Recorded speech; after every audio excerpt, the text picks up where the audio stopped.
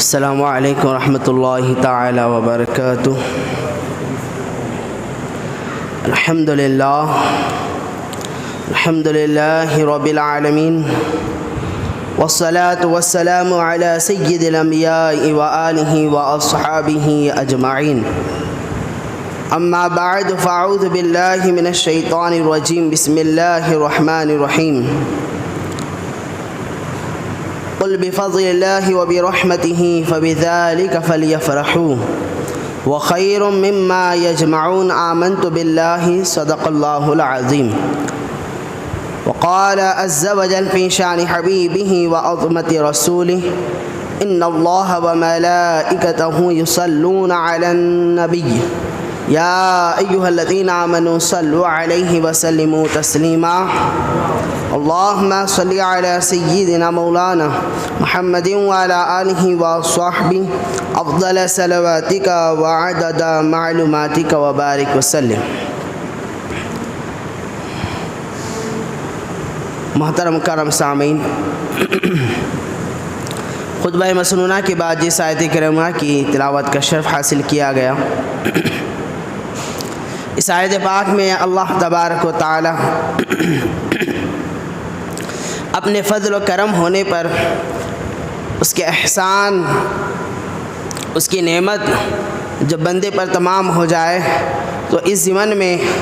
خوشی کا اظہار اور فرحت کا اظہار کرنے کے بارے میں اللہ تبارک و تعالی تعلیم فرما رہا ہے۔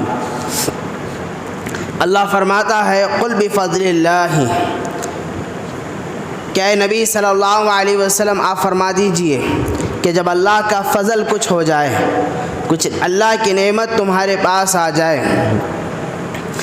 کچھ اللہ کا رحم و کرم تم پر ہو جائے، فَبِذَلِكَ فَلْيَفْرَحُوا، تو تمہیں چاہیے کہ اس بات پر خوشی کا اظہار کریں۔ وَخَيْرٌ مِّمَّا يَجْمَعُونَ، اور خوشیوں کے کرنے میں کچھ پیسہ بھی خرچ کرنا پڑے تو اس پیسے کو بھی تم خرچ کرو، یہ بہترین ہوگا اس چیز سے، اس مال سے جس کو تم اپنے پاس جمع کر کے رکھتے ہو۔ اسے دو باتیں اندازہ یہاں پر ہوتی ہیں کہ خوشی وہ ہوتی ہے جس میں کچھ خرچ بھی پیسوں کا کیا جاتا ہے، اور خوشیاں جو منائی جاتی ہیں وہ اللہ تبارک و تعالیٰ کی نعمت اور فرحت ہونے پر منائی جاتی ہیں۔ مثال کے طور پہ کسی کے گھر اولاد ہونا، چاہے لڑکا ہو یا لڑکی ہو، کسی بھی شادی شدہ جوڑے کے لیے یہ اللہ کی ایک رحمت اور نعمت ہوگی، اور جب یہ اللہ کی رحمت و نعمت انہیں ملتی ہے تو وہ جو جوڑا ہوتا ہے وہ اپنی خوشیوں کا اظہار کرتا ہے۔ وہ ایسا نہیں کہ ہاسپٹل میں بہت زیادہ خرچ ہو گیا ہے پیسہ کہہ کر مٹھائی کے لیے پیسہ خرچ نہیں کرے گا، یا یہ نہیں کہ آپریشن سے ہوئی ہے بچہ یا بچی لہذا پیسے خرچ نہیں کرنا ہے، بچی کی پیدائش پہ کہہ کر پیسے کو جمع کر کے رکھے گا۔ وہ کہے گا چاہے جتنا خرچ ہوتا ہے ہو جانے دو، یہ اللہ کی رحمت اور نعمت ہمیں ملی ہے لہذا ہم شیرنی تقسیم کریں گے، مٹھائی تقسیم کریں گے، پیڑے کھلائیں گے، کچھ نہ کچھ کریں گے، لیکن اس نعمت کے ملنے پر خوشی کا اظہار کریں گے۔ آپ اس طریقے سے دیکھیں، گھر میں جب کوئی شادی بیاہ کا معاملہ ہوتا ہے تو جب ایک کام اچھے انداز میں تکمیل کو پہنچ رہا ہوتا ہے تو والدین کسی نہ کسی کوشش سے اپنے بچے یا بچی کی شادی پر جو کہ خوشی کا موقع ہوتا ہے وہ پیسہ خرچ کرنے کے لیے سوچتے نہیں ہیں، بلکہ بسا اوقات اپنی استطاعت، اپنی طاقت، اپنی چادر سے زیادہ بڑھ کر اس خوشی کے موقع پر پیسہ خرچ کر دیتے ہیں، کیا کچھ نہیں کرتے ہیں۔ تو خوشی کا موقع جب ہوتا ہے تو بندہ یہ سوچتا نہیں ہے کہ پیسے میں روک روک کر ہاتھ خرچ کروں، بلکہ اس کا سوچ یہ بن جاتی ہے میں اتنا خرچ کروں تاکہ میں اپنی خوشی کا اظہار اچھے انداز میں کر سکوں۔ تو تو اللہ تبارک و تعالیٰ بھی فرماتا ہے کہ جب خوشی کا موقع ہو تو خوشیوں کا اظہار کرنا بھی چاہیے، مایوس نہیں ہونا چاہیے، اور کچھ خرچ کرنا بھی پڑے تو خرچ بھی کرنا چاہیے۔ محترم سامعین، انسان کی پیدائش سے لے کر اس کے مرنے تک دنیا میں کئی ایسے مراحل آتے ہیں جہاں پر اسے خوشیاں ملتی ہیں، خوشیوں پر وہ مسرتیں بھی کرتا ہے اور ساتھ ہی ساتھ مال و دولت کو بھی خرچ کرتا ہے۔ لیکن غور فرمائیے محترم سامعین، یہ دنیا کی زندگی اور یہ دنیا کی خوشی، کیا یہی وہ خوشیاں ہیں جس کو منانا ہی ہمارا مقصد اصلی ہے؟ محترم سامعین، خوشیاں تو بہت ملے گی، لیکن کس کس خوشیاں کو منائیں، کس کس خوشیوں پر کتنا خرچ کریں؟ ارے خوشی تو ایک ایسی ہونی چاہیے جو کہ سب سے اعلیٰ ہو، سب سے عظمیٰ ہو، سب سے اکبر ہو، سب سے بہترین ہو، اور ایسی خوشی منائے جائے جب ہر خوشیاں اس کے ضمن میں آتی ہو۔ محترم سامعین، اگر بچے کی پیدائش پر خوشی اور اس پہ مال خرچ کرنا جائز ہے، اگر بچے کی شادی بیاہ کے موقع پر پیسہ خرچ کرنا اور خوشیوں کا اظہار کرنا جائز ہے، اگر محترم سامعین کسی کو کچھ منافع کاروبار میں مل جائے تو خوشی کے موقع پر پیسہ خرچ کرنا جائز ہو جاتا ہے، بندے کو چھوٹی چھوٹی خوشیاں مل جائے تو وہ خوشیوں کے اظہار میں مسرتیں کرتے ہوئے پیسہ خرچ کرے، اگر یہ جائز ہے تو یہ تمام خوشیاں جس انسان جس شخصیت کے ضمن میں ملی ہیں، یعنی جناب محمد الرسول اللہ صلی اللہ علیہ وسلم، اگر وہ تشریف لائے اور جس دن آپ کی ولادت کا دن ہو اس دن خوشی کا اظہار کرنا اور پیسے کا خرچ کرنا، یہ تو دنیا کی خوشیوں سے سب سے اعلی بات ہے۔ جب بچے کی پیدائش ہو تو خوشی کرنا، پیسہ خرچ کرنا جائز ہے، شادی بیاہ کا موقع ہو تو جائز۔ ارے تمام خوشیاں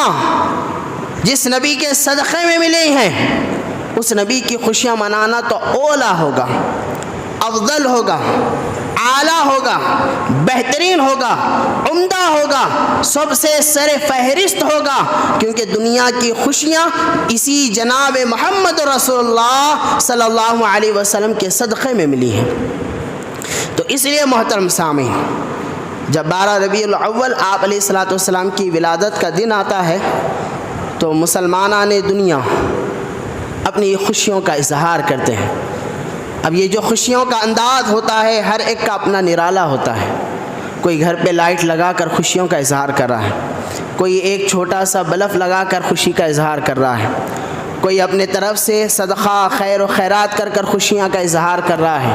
کوئی اپنے گھر کے سامنے لوگوں کو کھانا کھلا کر خوشیوں کا اظہار کر رہا ہے،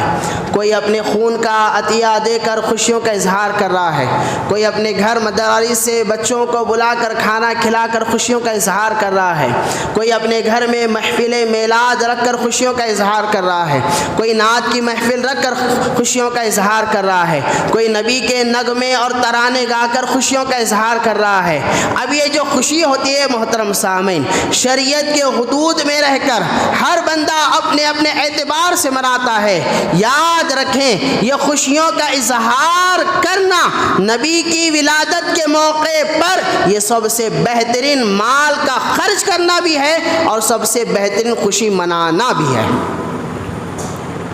اگر یہ خوشی نہیں منائیں گے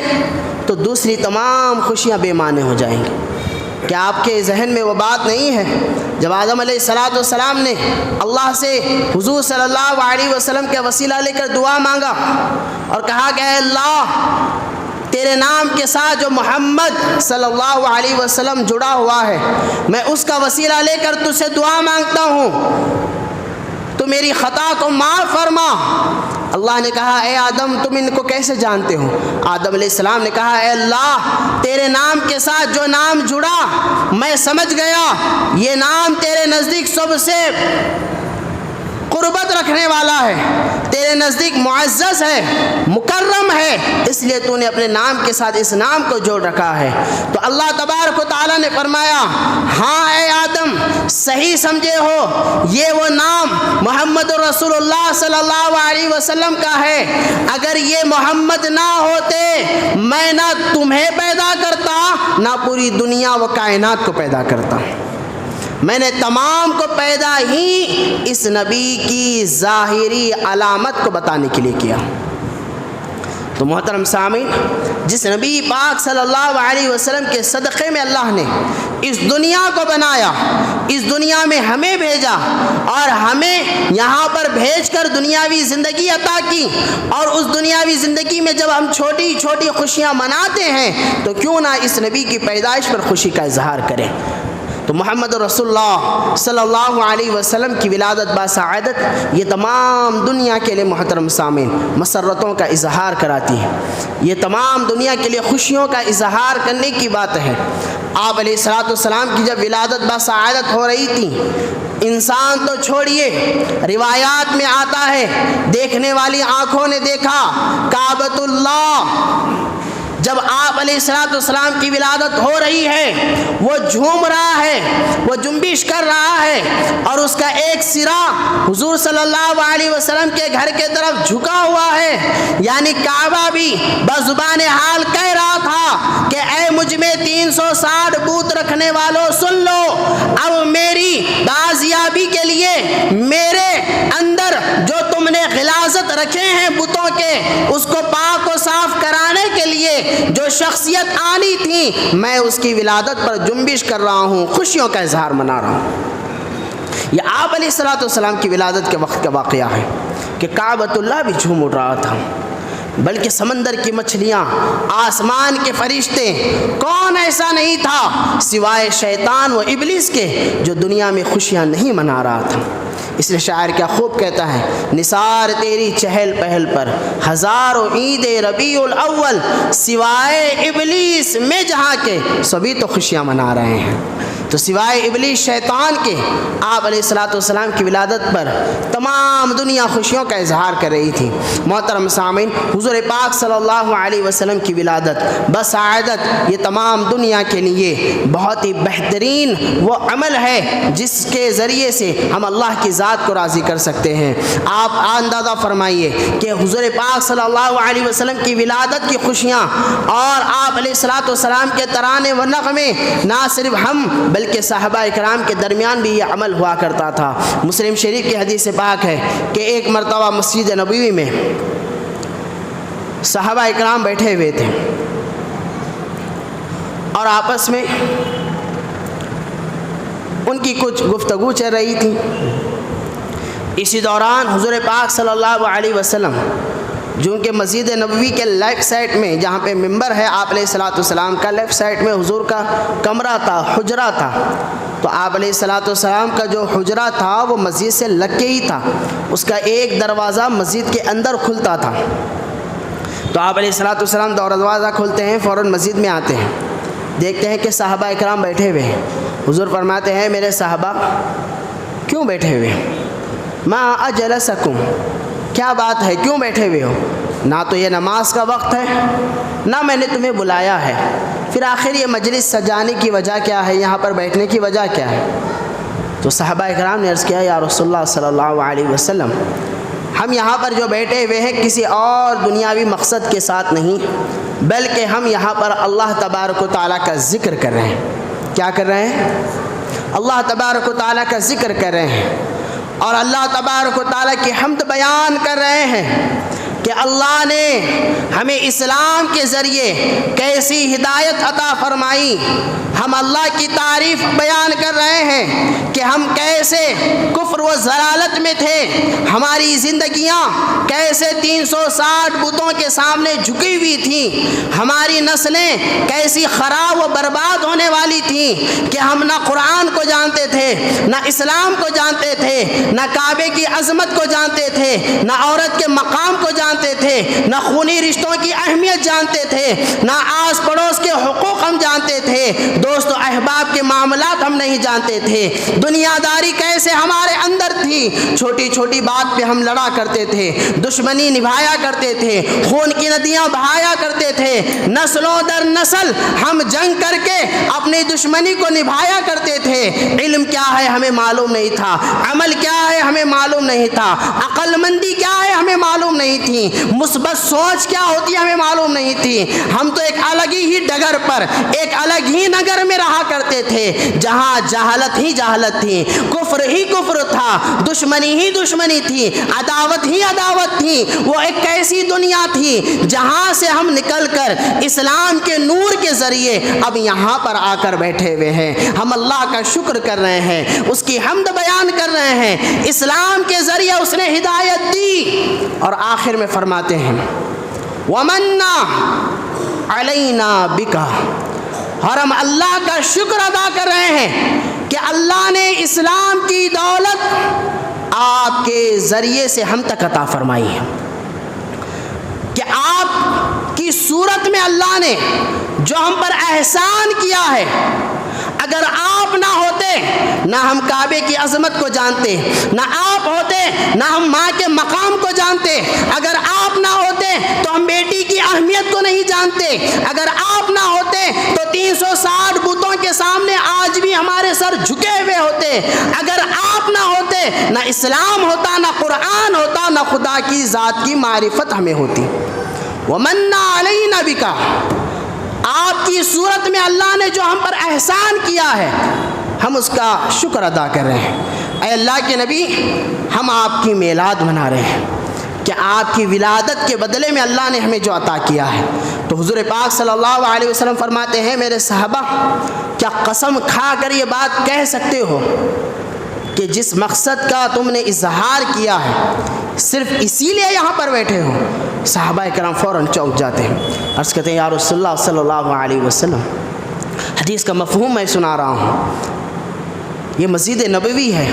آپ ہمارے آقا ہیں، کیا ہم اسلام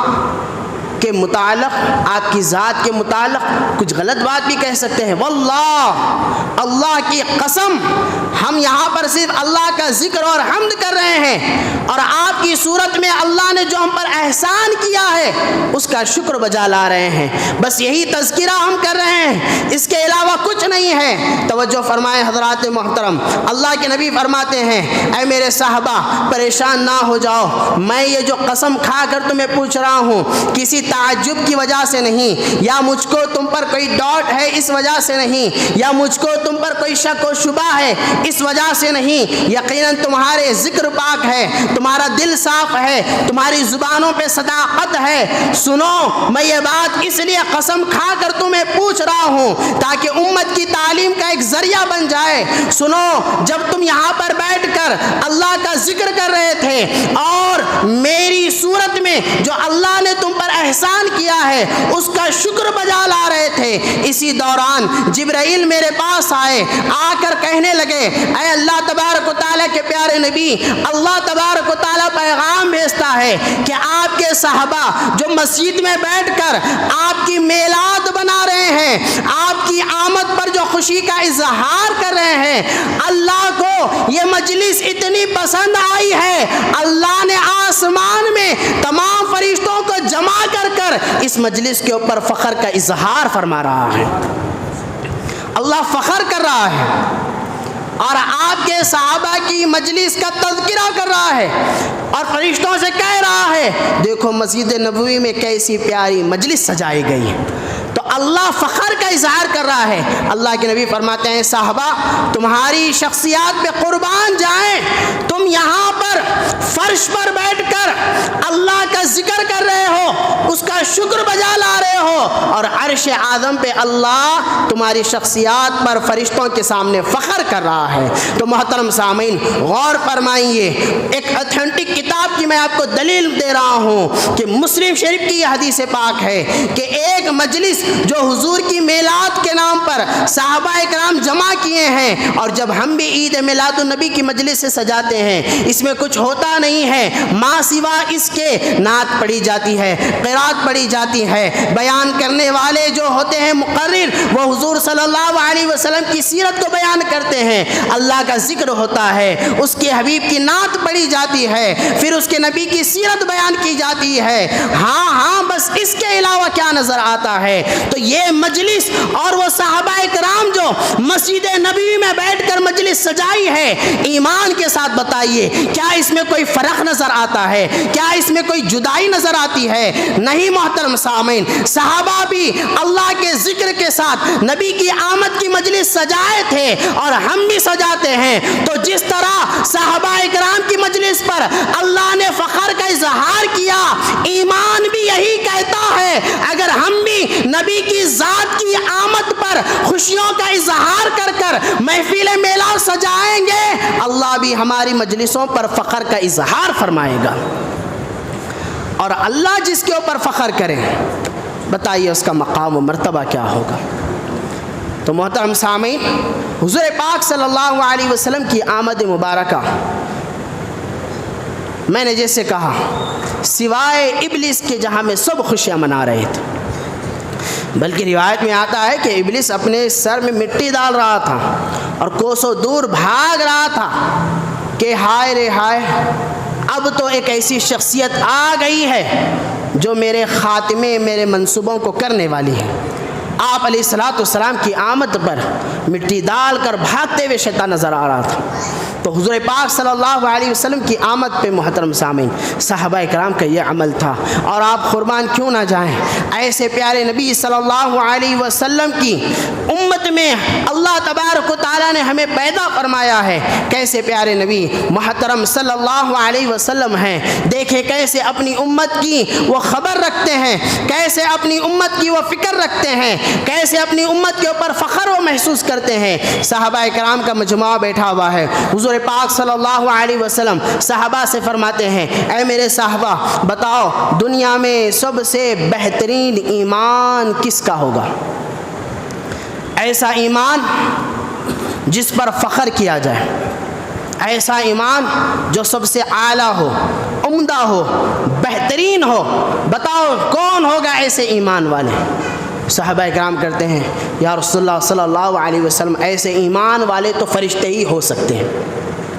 اللہ کے نبی نے فرمایا نہیں، فرشتے ایسے ایمان والے کیسے ہو سکتے ہیں، اور ان کے ایمان پر تعجب بھی کیسا ہوگا، جبکہ فرشتے دن اور رات اللہ کی اطاعت میں ہوتے ہیں، اس کے حکم کی تعمیل میں لگے ہوئے ہوتے ہیں، دن اور رات اللہ تبارک و تعالیٰ کے رحمت کے سائے میں وہ ہوتے ہیں، وہ تو ایمان ان کا عمدہ و نفیس ہوگا ہی ہوگا۔ میری مراد اس سے کچھ اور ہے، دنیا میں کون ایسا ہوگا؟ تو صحابہ عرض کرتے ہیں، یا رسول اللہ صلی اللہ علیہ وسلم پھر تو انبیاء علیہ الصلوۃ والسلام ہی ایمان والے ایسے ہوں گے جن کا ایمان تعجب خیز ہوگا، جس پر رشک کیا جائے، عمدہ و نفیس جن کا ایمان ہوگا۔ تو اللہ کے نبی فرماتے نہیں، اس سے میری مراد یہ بھی نہیں ہے۔ انبیاء علیہ الصلوۃ والسلام کے ایمان پر تعجب کیسا، جبکہ اللہ نے ان کو پیدا ہی نبی ہو کر کیا ہے، وہ معصوم عن الخطا ہے، ان سے غلطی تو کبھی ہونے والی ہے نہیں، اللہ کا الہام و سکینہ دن و رات ان کے دلوں پر ہوتا ہے، وہ ایمان نہیں لائیں گے تو اور کون لائیں گے؟ توجہ فرمائے، بڑی اہم بات کہہ رہا ہوں۔ فرماتے ہیں میری مراد یہ بھی نہیں ہے، بتاؤ کون ہو سکتا ہے جس کے ایمان پر فخر کیا جائے، جس کے ایمان پر رشک تعجب کا اظہار کیا جائے؟ صحابہ اکرام عرض کرتے ہیں، یا رسول اللہ اگر ملائکہ بھی نہیں ہے، انبیاء بھی نہیں ہیں، فنحنو، یا رسول اللہ پھر تو ہم ہی ہو سکتے ہیں جن کے ایمان پر رشک کیا جائے، تعجب کا اظہار کیا جائے، اور جن کے ایمان کو لے کر فخر محسوس کیا جائے۔ صحابہ اکرام کے جواب پر اللہ کے نبی فرماتے ہیں، میرے صحابہ تمہارا ایمان کیسے تعجب والا ہو سکتا ہے؟ تم نے تو میرے چہرے کو دیکھ کر ایمان لایا ہے، میرے معجزات کو دیکھ کر تم نے ایمان لایا ہے، میری دعاؤں کو، حدیثوں کو، کلام کو، میری شخصیت کو دیکھ کر تم نے ایمان لایا ہے، تمہارے ایمان لانے پر کیا تعجب ہے؟ میری مراد یہ بھی نہیں ہے، بتاؤ کون دنیا میں ہو سکتا ہے جس کے ایمان پر تعجب کیا جائے، فخر محسوس کیا جائے؟ تو فوراً اس کے بعد صحابہ اکرام اپنے ہاتھوں کو اٹھا کر کہتے ہیں، ہینڈس اپ، کہ یا رسول اللہ صلی اللہ علیہ وسلم ہم اپنے آپ کو سرنڈر کر دیتے ہیں، واللہ اعلم ورسولہ، اللہ اس کا رسول ہی بہتر جان سکتا ہے کہ دنیا میں ایسے ایمان والے کون ہوں گے جن کے ایمان پر فخر محسوس کیا جائے۔ تو اللہ کے نبی صلی اللہ علیہ وسلم جو بات بتاتے ہیں محترم سامعین توجہ فرمائیں، حضور پاک صلی اللہ علیہ وسلم فرماتے ہیں اگر تمہارے پاس جواب نہیں ہے تو میرے صحابہ سنو، دنیا میں وہ لوگ جن کے ایمان کو فخر کے ساتھ دیکھا جا سکتا ہے، دنیا میں وہ لوگ جن کے ایمان کی عمدہ مثالیں دی جا سکتی ہیں، دنیا میں وہ لوگ جن کے ایمان کو دیکھ کر حیرت کا اظہار کیا جا سکتا ہے، یہ کیسے ایمان والے مضبوط والے ہیں۔ سنو، ایسے ایمان والے مجھ محمد کے نزدیک کوئی اور نہیں بلکہ قیامت کے نزدیک آنے والے میرے وہ غلام و عاشق ہیں، میرے وہ امتی ہیں جو قیامت کے نزدیک آئیں گے۔ نہ انہوں نے مجھے دیکھا ہوگا، نہ انہوں نے مجھے سنا ہوگا، نہ وہ کبھی میری مجلس میں حاضری دیے ہوں گے، لیکن میری حدیث جب ان تک پہنچے گی تو میرا نام سن کر مجھ پر ایمان بھی لائیں گے، اپنی جان و مال کو بھی لٹا دیں گے۔ یعنی حضور صلی اللہ علیہ وسلم ہمارے متعلق فرماتے ہیں یہ میرے امتی ایسے ہوں گے، یقیناً ہم نے نہ حضور کو دیکھا ہے، نہ حضور کو سنا ہے، نہ حضور کے معجزات کا مشاہدہ کیا ہے، نہ حضور کے اصحاب سے ملاقات کی ہے، لیکن جب ہم نے محمد رسول اللہ صلی اللہ علیہ وسلم کا کلمہ سنا، دل نے کہا ہاں ہاں یہ وہی آقا ہے جن پر ایمان بھی لانا ہے، جان بھی لٹانا ہے، مال بھی لٹانا ہے، محبتیں بھی لٹانا ہے، ہاں یہ وہی محمد رسول اللہ ہے جن کے لیے پوری کائنات کو بنایا گیا ہے اور ہم نے ایمان لے کر آیا ہے۔ تو اللہ کے نبی فرماتے ہیں ان لوگوں کا ایمان میرے نزدیک فخر کے قابل ہے، میں اس پہ فخر کرتا ہوں کہ یہ محمد رسول اللہ صلی اللہ علیہ وسلم کے عاشق ہیں۔ تو محترم سامعین غور فرمائیے، حضور پاک صلی اللہ علیہ وسلم ہمارے ایمان کی، ہمارے عشق و محبت کی صحابہ اکرام کے سامنے فخر کو بیان کر رہے ہیں، بن دیکھے ایمان لانے والے یہ ہیں۔ اس لیے شاعر کیا خوب کہتا ہے کہ محترم سامعین یہ ناز یہ انداز ہمارے نہیں ہوتے، یہ ناز یہ انداز ہمارے نہیں ہوتے، جھوری میں ٹکڑے آقا اگر تمہارے نہیں ہوتے، بن دیکھے ہی ایمان لاؤ اس آقا پر، کہ بن دیکھے ہی ایمان لاؤ اس آقا پر، اس شان کے سودے میں کبھی خسارے نہیں ہوتے ہیں۔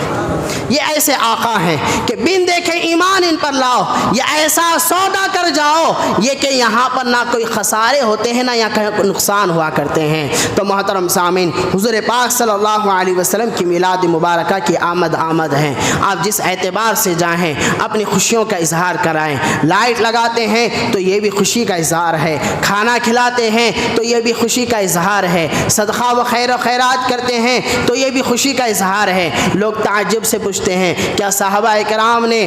نبی کی آمد پر خوشی کا اظہار کیا؟ لوگ تعجب سے پوچھتے ہیں کیا صحابہ اکرام نے لائٹ لگا کر خوشی کا اظہار کیا؟ لوگ تعجب سے پوچھتے ہیں کیا صحابہ اکرام نے کھانا کھلا کر تعجب سے پوچھتے ہیں کیا خوشی کا اظہار کیا؟ محترم سامعین وہ صحابہ ہیں، ہم اپنے آپ کو صحابہ سے جوڑ کر کیا بات کریں گے؟ میں 3 مثالیں دے کر اپنی گفتگو کو ختم کر رہا ہوں۔ اگر تم یہ موازنہ کرتے ہو صحابہ نے کیا ہے کیا، صحابہ نے کیا ہے کیا، میلاد پر ہی یہ بات کیوں آتی ہے؟ دنیا کی ہر چیز جیسے صحابہ نے کی ہے تم بھی کر کے بتاؤ۔ بتا کر گفتگو ختم کر رہا ہوں کہ حضور پاک صلی اللہ علیہ وسلم کے صحابی حضرت عثمان غنی رضی اللہ تعالی عنہ، بیت رضوان کا واقعہ ہے، جب مکے کے اندر آپ علیہ السلام کو آنے نہیں دیا جا رہا تھا عمرہ کرنے کے لیے، حضرت عثمان وہاں پر کھڑے تھے گفتگو کرنے کے لیے، تو کفار کہتے ہیں اے عثمان ہم اندر آنے نہیں دیں گے، محمد رسول اللہ صلی اللہ علیہ وسلم کو اس سال عمرہ مت کریں، آئندہ سال کر لیں۔ تو وہاں پر عثمان غنی ٹھہرے ہوئے ہیں، توجہ فرمائیں، میقات سے احرام پہن کر صحن کعبہ میں حضرت عثمان کھڑے ہوئے تھے، مقام ابراہیم کے کھڑے ہیں قریب میں، تو کفار کہتے ہیں کہ اے میرے عثمان ہم محمد رسول اللہ کو عمرہ کرنے کی اجازت نہیں دیں گے، ہاں تم یہاں تک آئے ہوئے ہو، احرام پہنے ہوئے ہو، صحن میں کھڑے ہوئے ہو، ہم تمہیں اجازت دیتے ہیں تم چاہے تو یہاں پر عمرہ کر لے سکتے ہو۔ حضرت عثمان فرماتے ہیں کہ اے لوگوں، یہ کیسی تم بات کر رہے ہو؟ دیکھو صحابہ نے کیا ہے کہ کہنے والوں صحابہ کا عمل کیسا تھا۔ میقات سے آگے احرام پہن کر جب کوئی جاتا ہے بغیر عمرہ کرے کہ آئے گا تو دم لازم ہوگا، اور احرام پہن کر جب صحن میں جائے گا شریعت کا مسئلہ ہے، بغیر عمرہ کرنے کے واپس نہیں آنا ہے ورنہ گناہگار ہوگا۔ حضرت عثمان فرماتے ہیں تم مجھے کہتے ہو کہ میں حضور کو چھوڑ کر عمرہ کر لوں؟ سن لو، میں آیا تو حضور کے حکم سے ہوں، عمرہ کرنے والا نہیں ہوں، کیونکہ اللہ بھی اس عمرے کو قبول نہیں کرے گا جس عمرہ میں میرا آقا احرام پہن کر میقات کے پاس کھڑا ہو جائے اور اس کا غلام اللہ کے دربار میں احرام پہن کر چلے جائے۔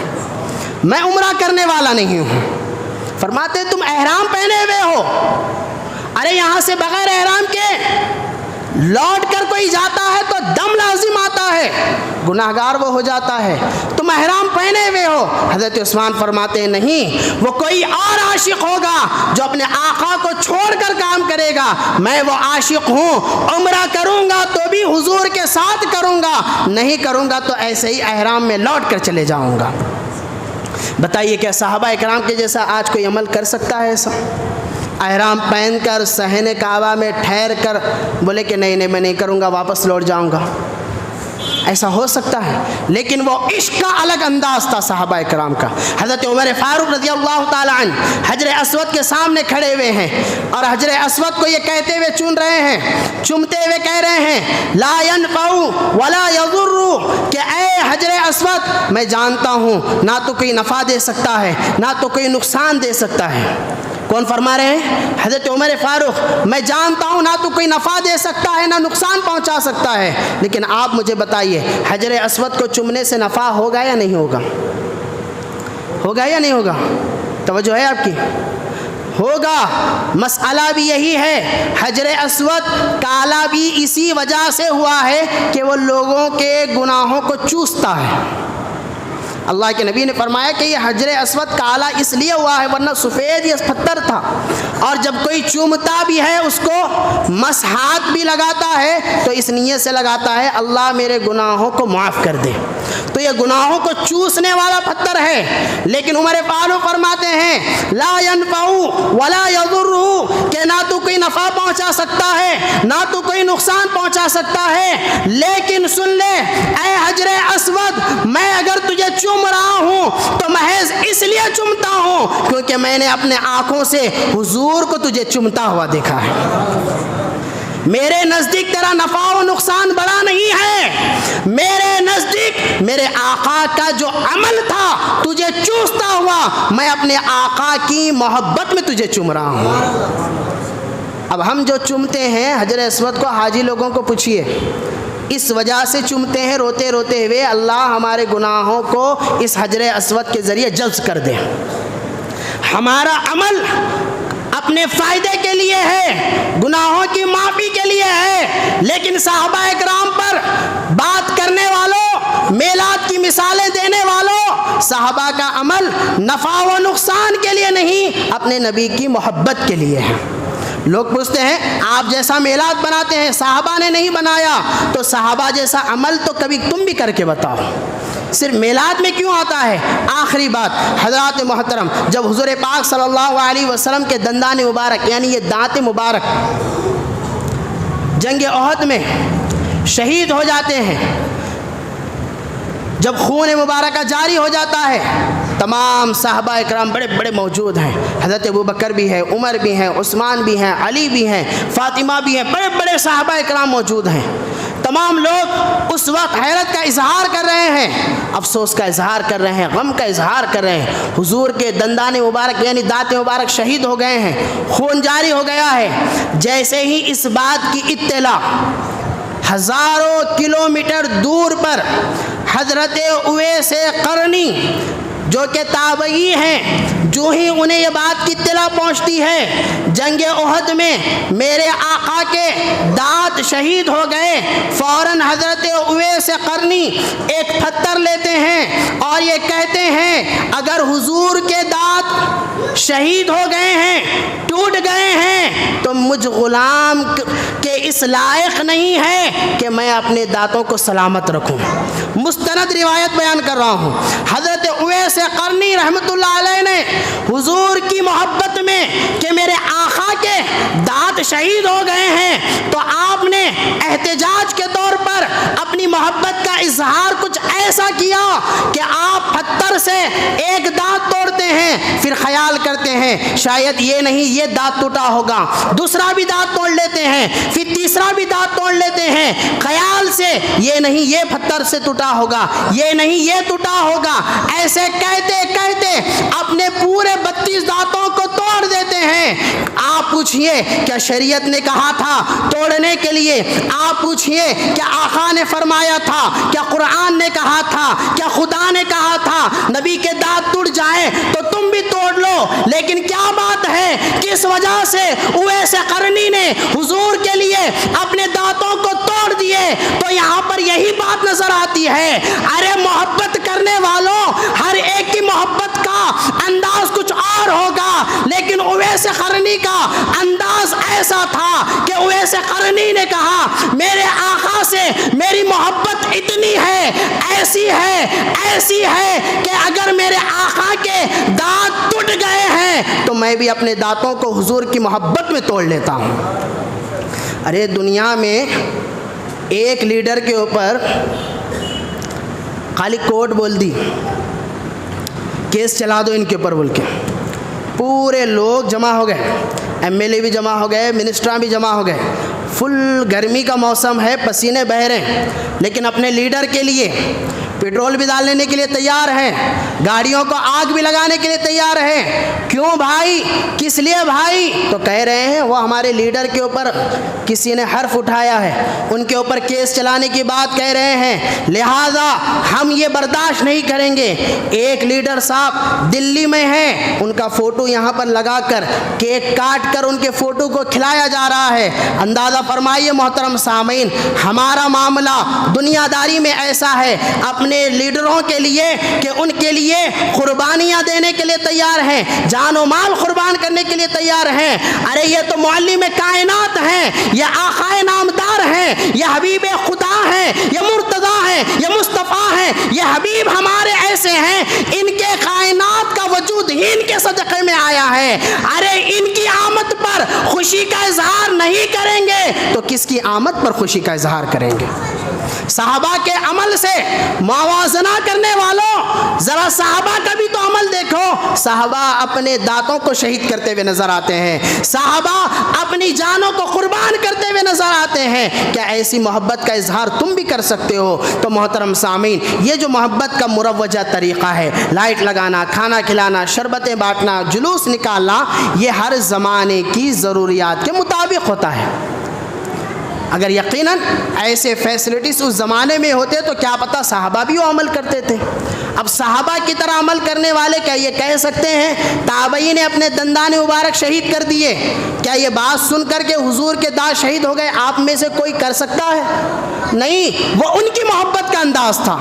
اس لیے قابل مبارکباد ہے۔ یہ ہم جیسے ناکارہ، ہم جیسے عاجزوں کا یہ محبت کا اظہار ہے کہ ہم دودھ پلاتے ہیں، کھانا کھلاتے ہیں، لائٹ لگاتے ہیں، صدقہ و خیرات کرتے ہیں، یہ ہماری استطاعت کے مطابق ہے تو یہ ہمارے لیے قابل مبارکباد ہے۔ بہرحال محترم سامعین، گفتگو طویل نہ چلے جائے، کہنے اور بولنے کا مقصد یہی ہے کہ آقا کی آمد ہے، اس پر خوشیوں کا بالخصوص اظہار کیجیے۔ اس نعمت کبریٰ پر خوشیوں کا اظہار کرنا اللہ کو بھی پسند ہے اور اللہ والوں کو بھی پسند ہے، اور اللہ کے حبیب صلی اللہ علیہ وسلم کی آمد پر خوشی کا اظہار کرنا یہ تمام انسانیت کے لیے سب سے مبارک عمل ہے۔ اللہ کی بارگاہ میں دعا ہے مولا مجھے اور آپ کو کہنے سنے سے زیادہ عمل کی توفیق عطا فرمائے۔ وصلی اللہ علی نبی و آلہ صلی اللہ علیہ وسلم۔ السلام علیکم و رحمۃ اللہ وبرکاتہ۔